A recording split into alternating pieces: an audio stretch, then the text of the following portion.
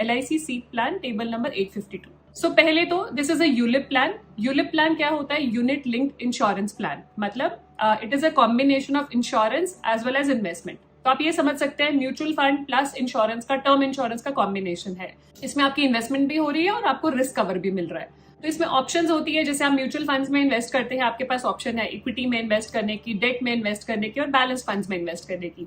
यहाँ पे 4 ऑप्शंस मिलते हैं आपको फंड जो आप सिलेक्ट कर सकते हैं: बॉन्ड, सिक्योर्ड, ग्रोथ और बैलेंस्ड। तो ये 4 ऑप्शंस आपको मिलेंगी इसके अंदर। ये प्रोडक्ट आप ऑनलाइन और ऑफलाइन दोनों तरीके से ले सकते हैं, चाहे ऑनलाइन LIC की वेबसाइट पर जाके लें या ऑफलाइन LIC एजेंट के थ्रू लें। बात करेंगे एलिजिबिलिटी क्राइटेरिया की प्रोडक्ट की। मिनिमम एंट्री एज है 90 डेज, मैक्सिमम एंट्री एज है 65 ईयर्स। मतलब 90 डेज के बेबी से लेकर 65 ईयर्स के सीनियर सिटीजन तक भी ये पॉलिसी ले सकते हैं। मिनिमम पॉलिसी टर्म है 10 ईयर्स, मैक्सिमम पॉलिसी टर्म है 25 ईयर्स। आप चूज कर सकते हैं अपनी जरूरत के हिसाब से। मिनिमम मेच्योरिटी एज है 18 ईयर्स, मैक्सिमम मेच्योरिटी एज है 85 ईयर्स। मतलब अगर किसी ने लेट्स से 5 साल की एज पे पॉलिसी ली है तो उनको मिनिमम 13 ईयर्स की पॉलिसी लेनी पड़ेगी, क्योंकि मिनिमम मेच्योरिटी एज 18 ईयर्स है।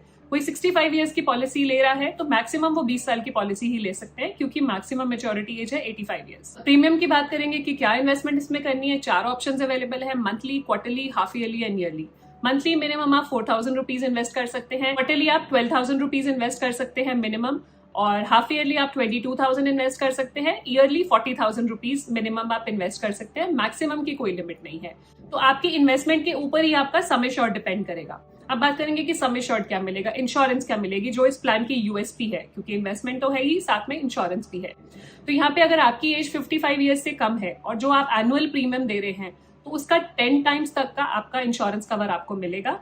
अगर आपकी एज 55 या 55 से ज्यादा है तो आपको 7 times of your annualise premium का कवर मिलेगा। एग्जाम्पल, लेट्स से अगर आप 1 लाख रुपए एनुअली पे कर रहे हैं तो 1 लाख के ऊपर आपको अगर आपकी एज 55 से कम है तो 10 लाख का लाइफ कवर मिलेगा, 10 लाख की इंश्योरेंस मिलेगी। अगर आप 1 लाख रुपए पे कर रहे हैं और आपकी एज 55 से ऊपर है तो आपको 7 लाख का रिस्क कवर दिया जाएगा, 7 लाख का लाइफ इंश्योरेंस दिया जाएगा। तो अब हम इसमें फंड्स की बात कर लेते हैं, कौन कौन से फंड ऑप्शंस अवेलेबल है जो आप चूज कर सकते हैं। तो 4 फंड ऑप्शंस अवेलेबल हैं: bond, secured, balanced and growth. इनमें 3 वेरिएंट्स अवेलेबल है। एक तो डेट इन्वेस्टमेंट जो गवर्नमेंट सिक्योरिटीज में इन्वेस्ट करेंगे, दूसरा ऑप्शन अवेलेबल है लिक्विड फंड्स में या मनी मार्केट इंस्ट्रूमेंट्स में, थर्ड ऑप्शन अवेलेबल है इक्विटी। तो हम देखेंगे जैसे कि बॉन्ड फंड है, बॉन्ड इज दी सेफेस्ट, मतलब सबसे सिक्योर जिसे बोलते हैं, उसमें मार्केट का कोई लेना देना नहीं है, तो इक्विटी 0 है। और आपका जो डेट है, जो गवर्नमेंट सिक्योरिटीज है, वो है 60%, मनी मार्केट जो लिक्विड फंड्स है वो है 40%। ऐसे ही इसके नीचे कैटेगरी थोड़ा सा और जो रिस्क लेना चाहते हैं उनके लिए सिक्योर्ड फंड है। सिक्योर्ड फंड में आपका 35%, मिनिमम 35% गवर्नमेंट सिक्योरिटीज में, मैक्सिमम 85% डाल सकते हैं गवर्नमेंट सिक्योरिटीज में। ये अमाउंट जो एलोकेट करेंगे वो इंश्योरेंस कंपनी के फंड मैनेजर्स एलोकेट करेंगे। मनी मार्केट फंड्स में डाल सकते हैं, वो है 40%, वो फिक्स दिया गया है। और इक्विटी में भी थोड़ी सी एलोकेशन इसमें दी गई है, इक्विटी में 15% से लेके 55% तक डाल सकते हैं।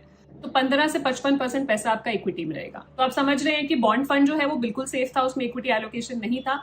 सिक्योर्ड फंड में थोड़ा सा इक्विटी एलोकेशन दिया। फिर बात करेंगे बैलेंस फंड की। तो बैलेंस फंड में जो गवर्नमेंट सिक्योरिटीज है, जो डेट कंपोनेंट है, उसमें 30% से लेके 70% तक का विंडो दिया गया है। तो 30% से लेके 70% आप इन्वेस्ट कर सकते हैं। मनी मार्केट में नॉट मोर देन 40%, तो जहां पे मैं फिक्स बोल रही हूँ वहां नॉट मोर देन 40% है। और आपका इक्विटी जो कंपोनेंट है दैट इज 30% टू 70% अगेन ये डिपेंड करेगा फंड मैनेजर किस टाइप का रिस्क लेना चाह रहे हैं, फंड मैनेजर क्या फोर्सी कर रहे हैं, आगे मार्केट्स क्या रहेंगी, उस हिसाब से वो एलोकेशन अपना 30% टू 70% रख सकते हैं। तो जैसे जैसे इक्विटी एलोकेशन बढ़ता रहेगा वैसे वैसे आपका रिस्क बढ़ता रहेगा, प्लस रिटर्न के चांसेस भी उतने ज्यादा बढ़ते रहेंगे।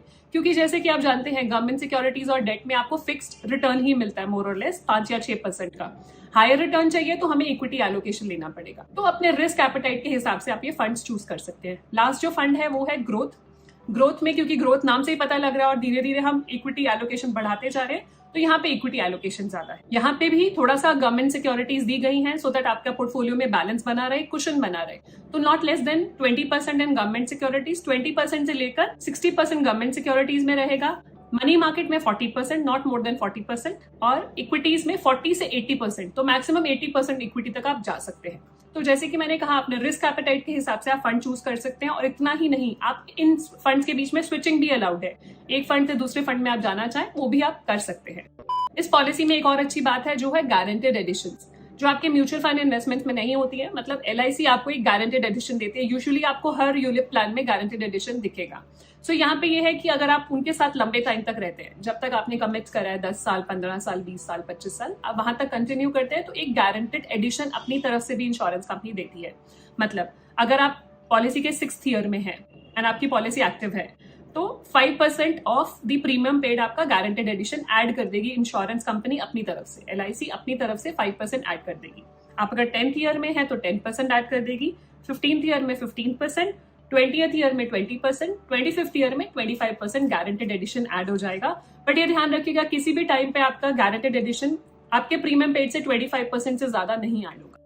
अब बात करेंगे मैच्योरिटी बेनिफिट की, कि इस पॉलिसी में मैच्योरिटी बेनिफिट क्या मिलता है। आप समझ तो क्यों होंगे, क्योंकि ये मार्केट लिंक पॉलिसी है, तो मार्केट के हिसाब से मैच्योरिटी बेनिफिट आपको दिया जाएगा। तो एक तो फंड वैल्यू, जो आपकी फंड वैल्यू होगी, प्लस एक और बेनिफिट इसमें है, जो मोर्टेलिटी चार्ज हमने काटा, मतलब आपके इंश्योरेंस के भी कुछ पैसे गए इंश्योरेंस कंपनी के पास। जैसे कि मैंने स्टार्टिंग में कहा था, it's a combination of insurance and investment. तो जो इंश्योरेंस कंपोनेंट के पैसे कटे, वो भी आपको रिफंड कर दिए जाएंगे। मतलब refund of mortality charge at the time of maturity.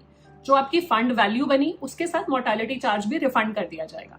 तो इट्स अ गुड थिंग कि जो आपका थ्रू आउट आपने इंश्योरेंस की कॉस्ट दी, तो वो भी इंश्योरेंस कंपनी आपको रिफंड कर रही है along with your fund value. अब बात करेंगे डेथ बेनिफिट। मान लीजिए किसी ने पॉलिसी ली और इन बिटवीन डेथ हो गई, तो क्या मिलेगा नॉमिनी को।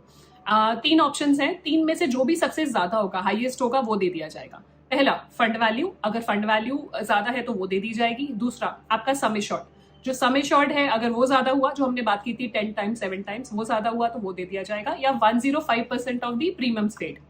तो इन तीनों में से जो सबसे ज्यादा होगा, जो हाईएस्ट होगा, वो बेनिफिशियरी को पे कर दिया जाएगा। और इस पॉलिसी में पार्शियल विड्रॉल्स भी अलाउड है। एक तो मैंने बात कर ली मैच्योरिटी बेनिफिट आपको क्या दिया जाएगा। पार्शियल विड्रॉल्स क्या है, अगर आपकी पॉलिसी को 5 इयर्स कंप्लीट हो गया है, तो आप पार्शियली इसमें से फंड विड्रॉ कर सकते हैं।